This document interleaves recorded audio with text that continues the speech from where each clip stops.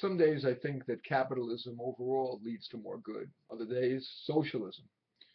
Well, one thing's for sure. The experience I had that most made me feel socialistic was a scene from Death of a Salesman. In this scene, Willie Loman, who had been selling merchandise as a roadman for 34 years, was exhausted. And he wants to meet with the owner of the business, a young guy named Howard, to try to see if he can get a job selling on the inside without having to travel. And this is the scene. I'll play both Howard and Willie.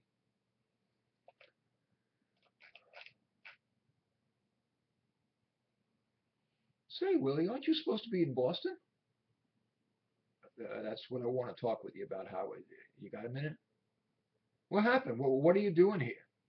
Well, you didn't crack up again, did you? Oh, no, no. Geez, you had me worried there for a minute. What's the trouble? Well, to tell you the truth, Howard, I've come to the decision I'd rather not travel anymore. Not travel? Well, what would you do? You remember Christmas time when you had that party here? You said you'd try to think of some spot for me here in town? With us? Oh, well, sure.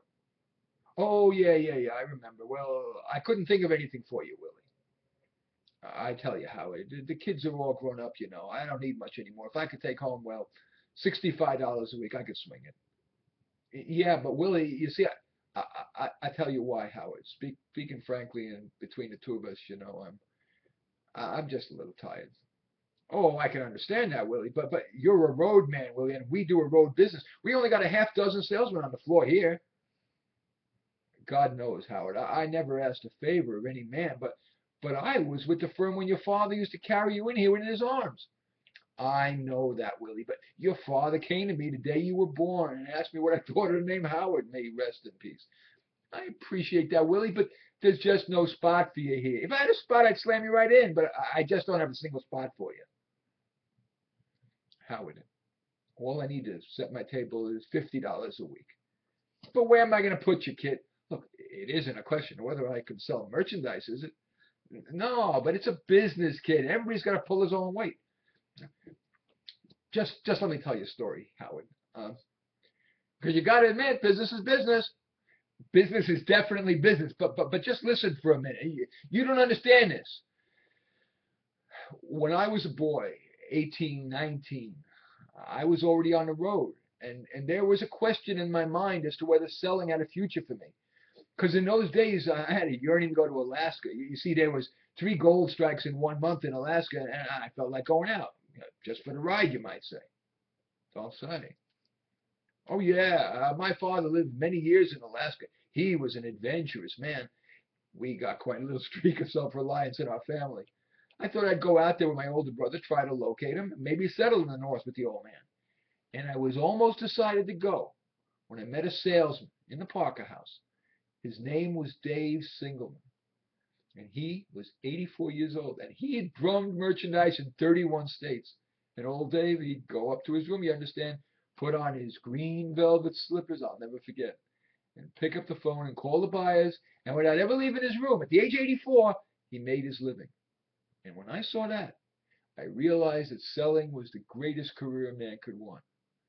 Because what could be more satisfying than to be able to go at the age of 84 into 20, 30 different cities, pick up the phone, and be remembered and loved and helped by so many different people. You know? When he died, and by the way, he died the death of a salesman, in his green velvet slippers, in the smoker at New York, New Haven, and Hartford, going into Boston. When he died, hundreds of salesmen and buyers were at his funeral. Things were sad on a lot of trains for months after that. In those days, there was personality in it, Howard. There was respect and comradeship and gratitude in it. Today, it's all cut and dried. There's no chance of bringing friendship to bear or personality. You see what I mean? They just don't know me anymore. That's just the point, Willie. If I had $40 a week, that's all I need. $40, Howard. Kid, I can't take blood from a stone. Howard, the year Al Smith was nominated, your father came to me. Look, kid, I got to go see some people. I'm talking about your father. There were promises made across this desk. You mustn't tell me you got to go see people. I put 34 years into this firm, Howard. Now I can't pay my insurance. You can't eat the orange and throw the peel away. A man is not a piece of fruit. Now pay attention. Your father, in 1928, I had a big year. I averaged $170 a week in commission. Now, Willie, you never averaged. I averaged $170 a week in the year in 1928. And your father came to me. Or rather, I was in the office here. It was right over this desk, and he put his hand on my shoulder. You'll have to excuse me, Willie. I got to see some people. Pull yourself together. I'm back in a little while. Oh, pull myself together. What the hell did I say to him? My God, I was yelling at him. How could I? Frank, don't you remember what you told me that time? How you put your hand on my shoulder, and Frank.